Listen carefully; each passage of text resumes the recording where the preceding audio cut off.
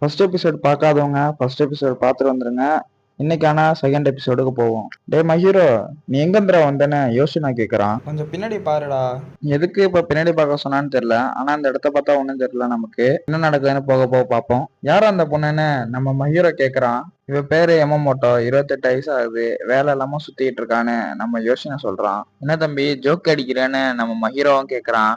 யமமோட்டோ சில பறக்கிற குழந்தைங்கள்ட்ட இருந்து எதை கேட்கணும்னு நினைக்கிறாங்கன்னு நான் சந்தேகப்படுறேன்னு நம்ம யோசனை சொல்றான். நான் இவங்களதான் ஃபாலோ பண்ணிக்கிட்டு இருந்தேன்னு நம்ம ஹீரோவும் சொல்றான். அவங்க ரெண்டு பேரும் பேசியிருந்த சைடு சாக்குல யமமோட்டோ கன் எடுத்து நம்ம மஹீரோ சுட்டுறா.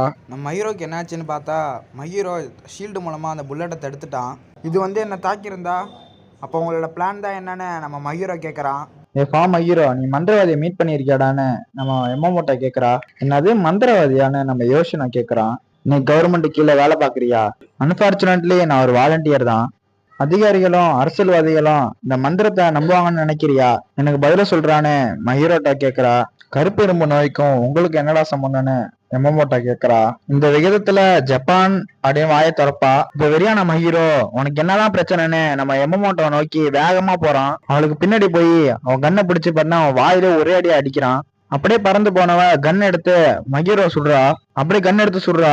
மஹீரோவும் கிட்ட நெருங்கி போறான். மஹீரோ கன்னு கிட்ட போனவன கன்னை ஃபயர் பண்ணிடுறா. அந்த இடமெல்லாம் புகையா மாறிடுது. அந்த புகை போனோன்னு பார்த்தா ஒரு புல்லட்டு கூட நம்ம மஹீரோ நெருங்கவே முடியல. இதை கவனிச்ச எமோட்டோ அப்படியே பேக் அடிக்கிறா. எங்கடி போறேன்னு நம்ம மஹீரோ கண்ணை மூடி திறக்கிறதுக்குள்ள அவன் கிட்ட போயிடுறான். அது லைக் ஒரு ஸ்பிரிட் தங்கம், இப்ப போய் ரெஸ்ட் எடுன்னு அவன் மூஞ்ச பிடிச்சி தரையிலே அடிச்சிடறான். சரி போகலான்னு மஹீரோவும் சொல்றான். நீ ஏதாவது சொல்ல நினைக்கிறியா? நான் உன்கிட்ட சொல்றதுக்கு நிறைய இருக்கு, ஆனா எங்க இருந்து ஆரம்பிக்குதுன்னு தெரியலன்னு யோசிச்சு நான் சொல்றான். சரி உன் வாயை மூடுன்னு நம்ம மஹீரோ சொல்லிட்டு அங்க இருந்து கிளம்புறான். ஏன் மஹீரோன்னு நம்ம யோசினோம் மஹீரோ கிட்ட வரான். இந்த நகரம் ஏற்கனவே உருவாக்கப்பட்டது. அவங்க ரெண்டு பேருக்கு கிட்ட ஒருத்தர் கொடையோட சாஞ்சிருக்கிறத பார்த்த யோசினோ அவர்கிட்ட போறான். உங்களுக்கு ஏதாவது பிரச்சனையானு யோசினாவும் கேக்குறான். நீ அவனை விட்டுடு, அவன் ஏற்கனவே உலோகமா மாற ஆரம்பிச்சிட்டான். என்ன உலோகமா அப்படின்னு யோசனா கேக்குறான். இதுதான் அவன் சொன்ன சிண்ட்ரோம். இதோட பேரு பிளாக் சிண்ட்ரோம். என்னது சில போல இருக்காருன்னு நம்ம யோசனாவும் ஸ்டன் ஆகி போய் நிக்கிறான். இப்பதான் அந்த நகரம் முழுக்கவும் பிளாக் அயன் சிண்ட்ரோம் சுத்தி இருக்கிறத காட்டுறாங்க. இதனால பாதிக்கப்பட்டவங்களை எல்லாம் இப்ப காட்டுறாங்க. இந்த பிளாக் சிண்ட்ரோம் கரிம உயிர்களை உலோகமா மாத்திக்கிட்டு இருக்கு. ஆனா இதை பார்த்தா பயங்கரமான ஒரு தொற்று நோய் போல தெரியுது. ஆனா இதே மாதிரி 1, 2, 3 நகரங்கள்ல இதே மாதிரிதான் நடந்துச்சு. கவர்மெண்ட் இதை மறைக்கதான் ட்ரை பண்றாங்க. ஆனா அது முடியாது. இந்த நகரத்தையும் தனிமைப்படுத்துறதுக்கு கவர்மெண்ட் யோசிச்சுட்டு இருக்கோம். மயூரோ, உனக்கு ஒண்ணும் இல்லையானே யோசனாவும் கேக்குறான். இந்த சிண்ட்ரோம் வேற பீக் லெவல்ல இருக்கு. இப்ப வேற நீ என் கூட இருக்க அப்படின்னு மஹீரோ சொல்றான். அவளால உனக்கு ஒண்ணும் ஆகலையானே மஹீரோவும் கேக்குறான். இல்ல, அவன் என்ன வயசுல மூத்தவ, அதனாலதானே அடி வாங்கிட்டான்னு யோசனா சொல்றான். இல்ல அது இப்ப முக்கியம் இல்ல அப்படின்னு யோசனா சொல்றான். ஆனா அவன் என்னமோ உன்கிட்ட வச்சுக்க மாட்டா. மயூரோ, நீ என்கிட்ட தயவு செஞ்சு சொல்லு, இங்க என்னதான் நடக்குது? அவன் அப்படி என்னத்தான் மென்ஷன் பண்ணான்? அது மந்திரம் அப்படின்னு மஹீரோவும் சொல்றான். இது ஒரு குடும்பத்தோட முட்டாள்தனமான லட்சியம். இதெல்லாம் அதிகப்படியான சக்தி அடையறதுக்காக தான்.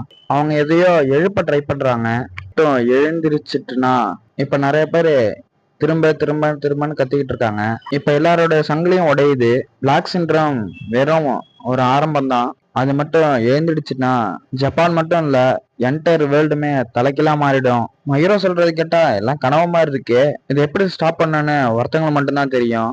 குடும்ப வாரிசு அவங்கதான் பவர்ஃபுல்லான ஒரு மேஜிக் கேர்ள் குபுமாரி அக்கசே, அவங்களால மட்டும்தான் முடியும். ஆனா சில காரணத்தினால நான் அவங்களோட வார்த்தையை நம்புறேன். யோசனாவும் அவங்கெல்லாம் அவ்வளவு பவர்ஃபுல்லான்னு கேக்குறான். இல்ல நீ அவங்களுக்கு அப்ரண்டிஸா இல்ல வேற ஏதாவதான்னு யோசனாவும் கேட்க, என்னது அப்ரண்டிஸா?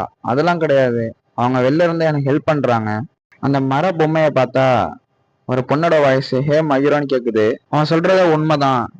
நான் எந்த உதவியும் செய்யக்கூடாதுன்னு நீங்க சொல்லக்கூடாது அப்படின்னு அக்கசே சொல்றா. அக்கசே, நீங்க ஏதாவது சொல்ல நினைக்கிறீங்களா? அங்க நான் இல்லாம கஷ்டப்படுறியா அப்படின்னு மஹீரோவும் கேட்க, ஓ இப்ப அதனால உனக்கு நான் தேவையில்லைன்னு சொல்றியா? அப்ப உங்க தங்கச்சிய கொலை பண்ணவனை கண்டுபிடிக்க இந்த டாலரை நீ எங்க இருந்து கண்டுபிடிச்ச அப்படின்னு யோசனாவும் கேட்க, உன் பக்கத்துல வேற யாராவது இருக்காங்களான்னு அக்கசே கேக்குறா. ஆமா, என் பக்கத்துல ஒருத்தர் இருக்கான் அப்படின்னு மஹீரோவும் சொல்றான். இப்ப அவங்க ரெண்டு பேரும் நின்றுட்டு இருந்த இடமே அதிர ஆரம்பிக்குது. அங்க இருந்து பட்டர்ஃப்ளை எல்லாம் வேற இடத்துக்கு இமிகிரேட் ஆகுது. அது திரும்பி வருது. இந்த தடவை கடல் வழியா வருது. காட்டுட்டுன்னு நம்ம அக்கசையும் சொல்றா.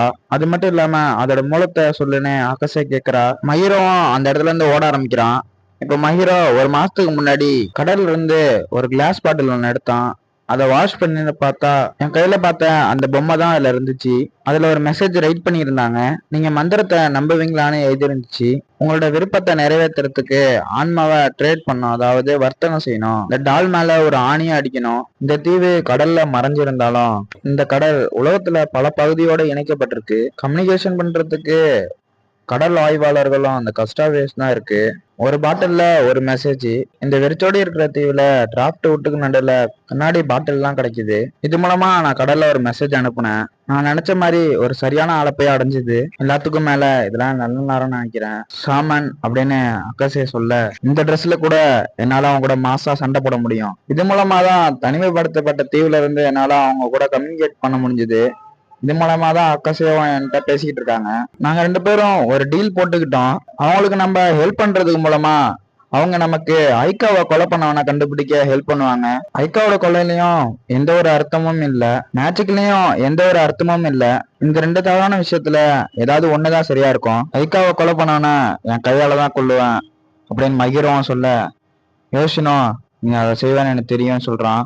பக்கத்து நகரத்துல தானே உங்க பேரண்ட்ஸும் வேலை பாக்குறாங்கன்னு மகிரவும் கேட்க, அவங்க இப்ப பாதுகாப்பா தான் இருப்பாங்கன்னு மகிரவும் சொல்ல, யோசினோ சரி அப்படிங்கிறான். மகிரவும் உன் காதலி நல்லா இருக்காளான்னு கேட்க, யோசினோ நல்லாதான் இருக்கா, ஆனா அவ இப்ப இங்க இல்லைன்னு யோசினோவும் சொல்றான்.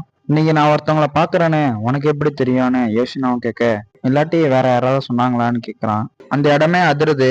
அப்ப அங்க ஒரு கடல்ல சுழற்சி ஒண்ணு ஏற்பட பாக்குறாங்க. யோசினோ அங்க பாருன்னு சொல்றான். இதை நிறுத்ததான் நாங்க ட்ரை பண்றோன்னு மஹீரவும் சொல்ல, அப்போ கடல்ல ஒரு ஹோல் ஒண்ணு கிரியேட் ஆகுது. அந்த ஹோல்ல இருந்து ஒண்ணு எழும்புறத பார்க்க முடியும். இப்ப இதை பார்த்து யோசனையே ஸ்டன் ஆகி நிக்கிறான். டிவைட் ஃப்ரூட் திரும்பி வந்துட்டுன்னு சாமன் சொல்றான். இருக்கிற எல்லா ட்ரீயோடும் இதான் பெரிய ட்ரீ, இது எல்லா ட்ரீயோடையும் அழகான ட்ரீ, இது பேரு தான் ஆக்சிடோஸ் அப்படின்னு சொல்ல, இதை சுத்தி இருக்கிறவங்க எல்லாரும் அழகான பழம் அழகான பழம்னு கத்திக்கிட்டே இருக்காங்க. இப்ப அண்டர்கிரவுண்ட்ல கத்திக்கிட்டு இருந்தாங்களே அந்த இடத்துல இருந்து தான் இது வந்திருக்கு. பார்த்தா பயங்கரமா ஸ்பைடர் படத்துல வர ஒரு உருண்டை கல் மாதிரி இருக்கு. யோசினவும் என்னடா இதுன்னு பாத்துக்கிட்டு இருக்கான். இந்த என்டையர் வேர்ல்டுக்குமே பைத்தியம் பிடிச்சிரும் போல இருக்கேன்னு யோசினவும் சொல்றான். மயூரோ சொல்றான், இந்த உலகமே அழிஞ்சாலும் கவலைப்படாத, உன்னை காப்பாத்த நான் இருக்கேன்னு சொல்றான். இன்னைக்கு ஒரு கை பாத்துலான்னு மயூரவும் சொல்றான். அதை சுத்தி இருந்த சங்கிலிலாம் உடையுது, அதோட ஓடும் உடைய ஆரம்பிக்குது. இப்ப மஹீர் என்ன சொல்றானா, அதுக்கான நேரம் என்ன அமையலன்னு சொல்றான். இப்ப பிளாஷ்பேக் குள்ள போறாங்க. இப்ப ஐக்கா யோசினாவ நல்லவன் போல நடிக்கிற ஒரு நல்ல கலைஞன்னு சொல்றா. இது ரொம்பவும் கடினமானது, அது மட்டும் இல்லாம நானும் தான் போய் சொல்லுவேன்னு ஐக்காவும் சொல்றா. ஐக்கா அப்படியே யோசினாவ பாத்துக்கிட்டு போறத காட்டுறாங்க. இப்ப அந்த போன் மெசேஜ்ல நீங்க என்ன திரும்பி எழுப்புனீங்கன்னா நான் உங்களை மன்னிக்கவே மாட்டேன்னு மெசேஜ் எழுதியிருக்கு. அதுக்கான நேரம் என்ன அமையலன்னு சொல்றாங்க. அவ சபிக்கப்பட்டிருந்தாலும் அதை சரி செய்யறதுக்கே நான் பிறந்திருக்கேன்னு மகிரவும் சத்தமா சொல்றான். இப்ப அதுல இருந்து ஒரு கண்ணு வெளில வரதால காட்டுறாங்க. இதுக்கான அடுத்த எபிசோட் நாளைக்கு பார்க்கலாம். சப்ஸ்கிரைப் பண்ணாதீங்க, சப்ஸ்கிரைப் பண்ணிருங்க. லைக் பண்ணாதீங்க, லைக் பண்ணிருங்க. Thank you guys.